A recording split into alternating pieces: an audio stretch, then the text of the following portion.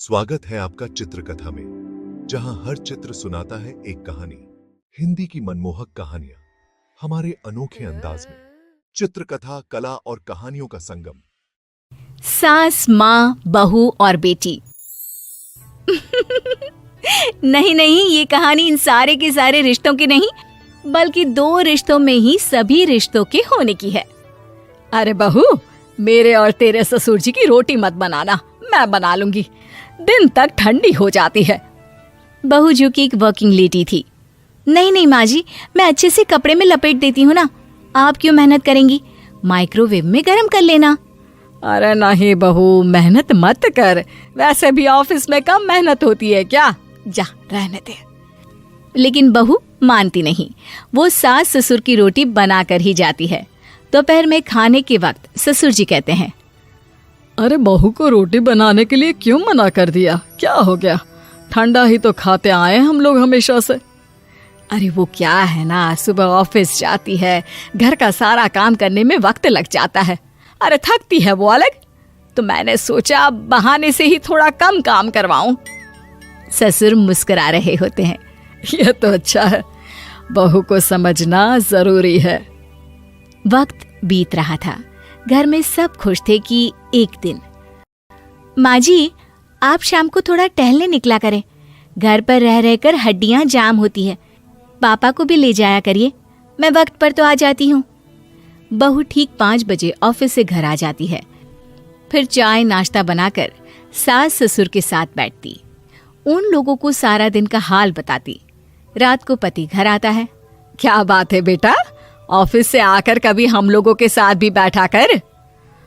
अरे माँ, दिन रात काम करके मन ही नहीं करता, अगले दिन की फिर तैयारी होती है, आप और पापा ही कमरे में आ जाओ। इससे अच्छी तो बहू है, कितना भी थकी रहे, घर आकर हम लोगों के लिए चाय नाश्ता बनाना, फिर बातें करना। बहू ना होती तो हम बुढ़ा बुढ़िया तो बैठे ही रह जाते। सास और ससुर अब बहू के कहने पर शाम की सैर पर निकलने लगते हैं। सास की कई सहेलियां बनती है तो ससुर को भी कुछ बुजुर्ग लोगों का ग्रुप मिल जाता है। कैसा रहा सहेलियों के साथ शाम का वक्त? हम लोगों ने तो भाई खूब योगा किया। अरे हम लोगों को गप्पों से फुर्सत ही नहीं होती।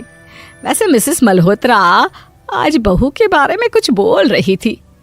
तभी वहां ऑफिस से बहू आ जाती है, जो जींस और टॉप में होती है।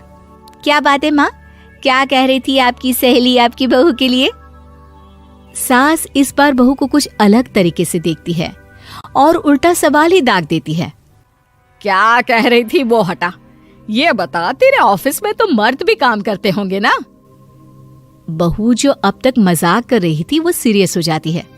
मर्द होंगे नहीं माँ जी, मर्द ही ज्यादा है, हम 5 ही लड़कियां हैं ऑफिस में। अरे तो अच्छा लगता है क्या ऐसे कपड़े पहनती हो? कल से तुम ना साड़ी पहनकर ऑफिस जाना, और हाँ, शाम का नाश्ता थोड़ा जल्दी बनाया करो, नाश्ता बनाकर बाद में ही ऑफिस के कपड़े चेंज करने जाना। बहू को समझ में नहीं आता कि सास को हो क्या गया है, लेकिन वो कुछ नहीं कहती, सीधे किचन में जाकर चाय नाश्ता बनाती है और सास ससुर को दे देती है। अगले रोज बहू ऑफिस के लिए तैयार होती है तो खूब सुंदर सी साड़ी पहनती है और ऑफिस के लिए निकलने से पहले सास और ससुर के पैर छूती है और निकल जाती है। क्या बात है, आज मेधा के ऑफिस में लग रहा है कोई फंक्शन है। अच्छा, पता नहीं, मुझे तो बताया नहीं, वैसे तो सारी बात करती रहती है। अरे देखा नहीं कैसे साड़ी पहनकर जा रही थी? अरे वो तो मैंने ही बोला है उसे। अरे अच्छा लगता है क्या रोज रोज ऐसे सूट या जींस में जाना? बहू हो, बहू बनकर रहो, और आप भी ना मेधा मेधा मत किया करिए, बहू बोला करिए, सर पर चढ़ जाएगी तो दिक्कत हो जाएगी। सास अब बहू को बहू जैसा रखने लगती है, हर बात पर रोका टोकी, हर बात पर ताने। क्या बात है, आजकल लेट आ रही हो ऑफिस से? अरे चाय के लिए भी देर हो जाती है, हम लोग फिर पार्क में भी देर से पहुंचते हैं। सभी की बहुएं वक्त से चाय नाश्ता करा देती है अपने सास ससुर को, बस एक तू ही है जो उस वक्त ऑफिस से निकलती है। माँ जी, वो एक रास्ता पुलिस वालों ने न जाने क्यों बंद कर रखा है, जिसके कारण ट्रैफिक ज्यादा हो जाता है, मैं कोशिश करूंगी कल वक्त से पहले निकल जाऊं। ससुर देख रहे होते हैं कि बहू अब परेशान सी रहने लगी है। एक रोज, मेधा, बेटी मेधा, जी पिताजी। बेटा देख जरा कौन सी टी शर्ट अच्छी लग रही है। वो क्या है ना, शाम को सब बदल बदल कर टी शर्ट पहनते हैं। मैं भी सोच रहा हूँ कि आज कुछ अच्छा सा पहन कर जाऊं। हाँ पिताजी, ये सही है। ये लाल वाली ना बहुत जचेगी आप पर। मेरे पापा पर भी डार्क रंग बहुत जचता है। क्या चल रहा है? अरे ससुर के सामने घूंघट तो छोड़ो, ऊपर से रंग बताया जा रहा है टी शर्ट का। अरे बहू, कोई संस्कार दिए नहीं है क्या तेरी माँ ने? बहू इस बार बहुत निराश हो जाती है। वो वहां से तुरंत अपने कमरे में चली जाती है। अब बहू घर का सारा काम करती, ऑफिस जाती, लेकिन साड़ी और सर पर पल्ला लेकर। एक बार पड़ोसन उनके घर आती है। वाह सुमित्रा बहन, बहू का तो रूप ही बदल दिया। ठीक किया, बहू बहू जैसी ही अच्छी लगती है। अच्छा चलती हूँ मैं। पड़ोसन के जाने के बाद सास बड़ी अकड़ के साथ कहती है, देखा मेरा कमाल, कैसे मैंने मेधा बहू को कंट्रोल में कर लिया। अब बारी ससुर के बोलने की थी। हाँ सुमित्रा, बिल्कुल ये काम तो किया है तुमने, लेकिन कभी सोचा क्या खो दिया?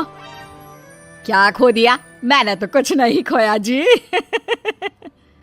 खोया है, पहले बहू जब ऑफिस जाती तुम्हारे पैर छूकर तुम्हें गले लगाती, लेकिन अब सिर्फ पैर छूती है।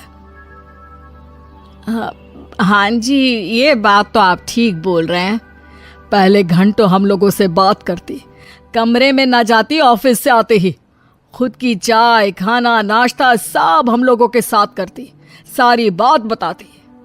लेकिन क्या तुम्हें पता है, बहू की तबीयत खराब चल रही है, वो माँ बनने वाली है। ये बात मुझे बेटे ने बताई कि तुम्हें बता दूं। अब सास की आंख में आंसू थे। वो समझ गई थी कि लोगों के कहने में आकर उसने क्या खो दिया। शाम को बहू घर आती है तो माँ किचन में पकोड़े तल रही होती है। अरे माँ जी, आप रहने दीजिए ना, मैं आ तो रही थी। अरे नहीं, जा तू चेंज कर ले, मैं नाश्ता और चाय टेबल पर ही लगा रही हूँ मेधा। सास के मुंह से अपना नाम सुनकर बहू को बहुत अच्छा लगता है। माँ जी, कोई गलती हो गई है क्या? मेरे होते हुए आप काम करे, ये ठीक नहीं है। संस्कारी और समझदार बहू सास को माँ समझती है, लेकिन सास की बेवकूफी उसे सास ही बनाकर रखती है। बहू, मुझे भी थोड़े संस्कार और समझदार बनने का मौका दे, जिससे मैं भी बहू नहीं बेटी को देखूं तुझ में। और हाँ, मेरा होने वाला पोता क्या कहेगा कि दादी ने तो मेरी माँ को बहुत परेशान किया। बहू सास को गले लगा लेती है। नहीं माँ जी, वो कहेगा कि माँ को तो दादी ने बेटी बनाकर रखा है। अगर आपको हमारी कहानियां पसंद आईं, तो लाइक करें, शेयर करें और सब्सक्राइब करना न भूलें। नई कहानियों के लिए घंटी दबाएं और हमारे साथ इस सफर में बने रहें। चित्रकथा, जहां हर चित्र बुनता है एक कहानी।